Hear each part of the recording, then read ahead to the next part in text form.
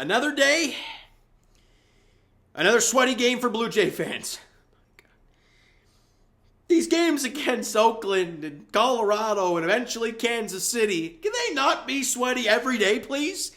Like I did one when I was at the Rockies game there yesterday. We're sweating buckets and also it's pouring, so it was a very good experience. But my goodness, it was sweaty. And today, you thought it was going to go great. The way this game was going through 4 innings, through 4.5 innings, I guess, everything was going swell. Things changed quick, and we ended up winning 6-5 in extras against the Oakland Athletics and open up the series with a win. You've won 3 of 4. I mean, the out-of-town scoreboard looked great today. We'll talk about that later on, but holy smokes, they win a ball game. Let's talk about it, shall we? All right, top of the 5th inning. That's when the offense gets going. Through the first 4, nobody gets anything going for either team. Barrios was great. Medina was great. And then, in the top of the 5th inning, as a really bad Oakland A's team should do, they give you opportunities. Kirk walks. Varsho walks. You got 2 on and nobody out. Ernie Clement, absolutely phenomenal job. I got to say, I ripped him in that game against Colorado because of the defensive mishaps, and it was rightly so because it led to 4 runs and you ended up losing that game. But his bat has played. We talked about it a little while ago, how the dude doesn't strike out very much. And he gets an 0-2 pitch. And it's like an off-speed, like a curveball up in the zone. But out of the zone, up in the zone. Like, that's how high it was. But he fights it off, dumps it into center field for a base hit. Now everyone has to hold up to make sure it drops. It does, but it's Kirk running as well, so he ain't going home. Bases loaded, nobody out for Kevin Kiermaier. Then he hits a chopper to short, touch the bag, on to first. Oh, double play. A run does cross. Kirk does score, but we're like, bases loaded, nobody out. Is this all we're going to get? Like, no. Let's not have this happen. George Springer comes up, rips one down the first baseline, in the corner for a double. In comes Dalton Varsho. Right? Varsho scored on the double? Yeah, he scored on the double. And the Jays lead it 2-0. A hit with runners in scoring position and 2 out for the Blue Jays, and they lead 2-0. Next up, Kevin Biggio. They bring in Sean Newcomb to face Kevin Biggio. Biggio fights off a pitch and dumps it into left field for a base hit past the third baseman. It's like a soft liner, but it finds a sweet spot. And in comes George Springer. Jays lead it 3-0. Jays fans, I got something. If you were watching the game today, if you saw the broadcast and you were looking at all the graphics they show and all the stats and whatnot, the Jays are first with hitting with runners in scoring position since August 5th. Tomorrow, that is a month. It really doesn't feel like it, does it? It really does not. And Davis Schneider, who I don't understand why he's not playing today, he's hitting .429 with a 1,300 OPS with guys in scoring position since coming up to the big leagues. It's 20 appearances, but that's nuts. Still shocked. It also is nuts that he didn't play today. But, c'est la vie. You go up 3-0. You're feeling great about yourself. Now, we go to the bottom half of that inning. You want to put up a 0, right? You just score 3 runs, put up a 0, get your offense hot back on the field. But everyone's favorite ball player, Lawrence Butler, comes up to the plate. Now, we all knew him coming into this series, right? Sure. And he gets a slurve from, or sweeper, or whatever the hell you want to call it, from Jose Barrios down in the zone, and he golfs at it and drills it out of the ballpark. It's 3-1. Great. Bottom of the 6th inning comes up. Jose Barrios fires a changeup to the outer half to Ryan Noda. It's middle away. He drills it deep and gone. It's 3-2 now. The only 2 runs Jose Barrios allows today is 2 solo shots, and he's allowed quite a few home runs recently, so it's something to keep an eye on. The start was good today, but the long ball has been scary recently, so it's something to keep an eye on moving forward. We go to the bottom of the 7th inning. Jimmy Garcia comes into the game for that inning, and he allows a solo shot to Jordan Diaz. And now we're tied at 3. Where's the offense? And you'll have 3 home runs in 3 innings to the Oakland A's. And the Jays offense gets nothing, absolutely squat the rest of the way to the extra innings frames. I believe they had 5 hits total through the first 9 innings against Oakland. That's nuts. Now, I get it, right? If you really think about it, no Bo, no Danny, no Matt Chapman. In this case, no Davis Schneider, no Brandon Belt. So I get it. I get the lineup's thin, but my God, you're playing Oakland. My God.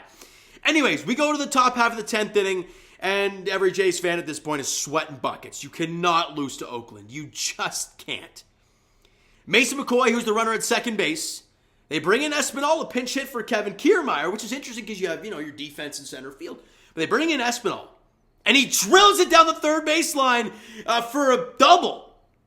In comes Mason McCoy, and the Blue Jays are back out in front. Finally a big hit in the latter half of the game. And you lead it now 4-3. They weren't done. George Springer rips a ball. I think it was 105 off the bat. Unfortunately, he gets out, and no runners move up. So it's really just a meaningless out. And then Kevin Biggio comes up, and he drills one to right center field. In comes Santiago Espinal, and ladies and gentlemen, isn't it crazy how baseball can change? Today, who came up with big hits? Who came up with the 3 big hits and extras? Kevin Biggio, Santiago Espinal, and Spencer freaking Horwitz. It's baseball's a funny game. It really, really is. Do you trust Horwitz at the plate? Yeah, I think I do. Do you trust Biggio more? You do. Do you trust Davis Schneider with your life? Yes. Baseball, baby. It does some things to you. But like I mentioned, right? You're up 5-3 now, okay? You have 2 on, because Vladdy works a really good at bat and draws a walk, so you have 2 on now for Spencer Horwitz. He drills a ball to left center field, rolls all the way to the wall. Biggio comes in to score. Vladdy comes in to score, and the Jays lead at 7-3, but hold on. They go to review. Ball gets stuck underneath the padding. Therefore, Vladdy has to go back to third, and the Jays only lead at 6-3. They intentionally walk Whit Merrifield, but then Kirk shallow fly ball, Varsho fly out, you get nothing more. And we're like, oh, okay. Those extra runs better not come back and haunt you. And you go to the bottom half of the 10th inning. And who's up again? Lawrence Butler. And he gets a slider. Down in the zone. And he disposes of it into the seats. And there's the first or second pitch of extras. And just like that at 6-5, and Jays fans, the sweating begins again. He gets one out, strikes out. I think was it Langeliers? I can't remember who it was he struck out. And then he walks Tony Kemp, and we're like, oh God, Tony Kemp's got a little bit of speed to him, right? Let me just check that out. I don't want to say that and be totally wrong. How many steals does he have this year? 12. So, not really. But that's the tying run with 1 out. I think you're going to try and make him steal, but the young fellow, Zach Geloff, let me try and figure out what Baseball Reference says for his pronunciation so I can get this bad boy right for you guys. Geloff? Geloff? I'm going to go with that. But whatever. I love the kid. Great young player. One of the prized young prospects in the Oakland A's organization. But he comes up, hits a ground ball to short, on to second, on to first. Double play. It was close, but the ball game is over. And the Blue Jays hang on to win it. They keep making you sweat, don't they? It's nuts. All right, so let's get to these players' stats, shall we, before we wrap this puppy up. Kevin Biggio in the 2-hole. 2 for 5 with a run scored, 2 RBIs. Great job from him. Vladdy had a really good day in the office. 2 for 3, two walks in the game as well. Got on base 4 of the 5 times that he came to the dish. So a good day for Vladdy. Spencer Horwitz only 1 for 4, but the biggest hit of the game. The game-winning RBI was driven in by Spencer Horwitz. And Ernie Clement had 1 hit. Espinal had 1 hit. That's about it, though. 8 hits total for the Blue Jays, 7 strikeouts. They walked 5 times. The offense wasn't great today. Jose Barrios, 6 innings, 4 hits, 2 runs, both were earned. Obviously 2 solo shots, 7 Ks, only walked 1. Not a bad start, but those home runs are something you got to really keep an eye on with Jose. They killed him last year, and in the last couple starts, they've really hurt him. So we'll see how it looks moving forward for Jose, but a decent start today. He gave you a quality start. 6 innings, 2-run ball, fine by me. Jimmy Garcia, a rough one against Colorado, the bases clearing triple. So, and obviously the single after that, which ended up being the game-winning run. So, not a great start for him in Colorado. And then today, when an inning allowed 1 hit, the solo shot to Jordan Diaz, had a strikeout and nothing else, though. So, Jimmy Garcia's last couple outings haven't been very good. Hopefully, he can get back on track. Jay Jackson, 2/3 an inning, 1 hit allowed, nothing more. Henderson Cabrera, 2/3 an inning, 1 hit, a strikeout, nothing else. And Jordan Romano, does everything he possibly could today. Inning in 2/3, 1 hit, 2 runs, one was an earned run, obviously, on the home run, 2 strikeouts, 1 walk, and that's it. He picks up the win, obviously no save in the game today. He picks up the win and throws a total of 23 pitches. So you didn't want to have to use him. You've now used him in back-to-back days, so maybe Jordan Hicks would have to close the game tomorrow if it's close. But for the love of God, let's not have a close game. Let's get to the out-of-town scoreboard because, like I mentioned earlier, they're quite nice. Houston beat the Texas Rangers 13-6. Red Sox beat the Rays 7-3. Reds beat the Mariners 6-3. So let me give you a quick standings update. The Blue Jays, half a game out of the playoff spot, right behind the Texas Rangers, and they are 1 loss behind the Rangers and the Astros, and they are 2 losses behind the Seattle Mariners. Things are going to be wild the rest of the way, and the Jays have this stretch right now of 2 more against Oakland, 3 against KC, and then you have 4 against Texas. This is a really big stretch for the Blue Jays. I get it, they're bad teams, but you have to do your job. Tomorrow, Game 2, the 3-game set against the Oakland A's. Chris Bassitt, Ken Waldichuk. He was supposed to pitch today, but got pushed back. 7:40 first pitch there in Oakland.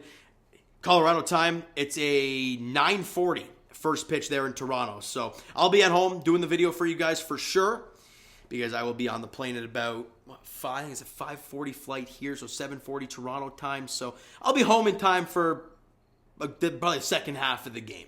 So we'll see how it all plays out, though. Bassitt, Waldichuk looking for at least the series win and to look to win 3 in a row. All right, so you know what, guys? That is going to do it for this one. If you enjoyed the video and the win today, as much as it made you sweat, smack the like button. I do appreciate it. Hit the subscribe button. You guys not already. Comment down below your thoughts on the game, thoughts on the video, all that stuff. Hit that like button. I do appreciate it. Hit the subscribe button. You guys not already. Comment down below your thoughts on the video, thoughts on the game. Would you like, would you not like from today's game for the Toronto Blue Jays? Twitter, Discord, Instagram, TikTok, all that stuff is down below as well. So follow up there if you guys have not done so already. And I will talk to you, of course, tomorrow night. Game 2 of the 3-game set against the Oakland A's in Oakland at the Coliseum.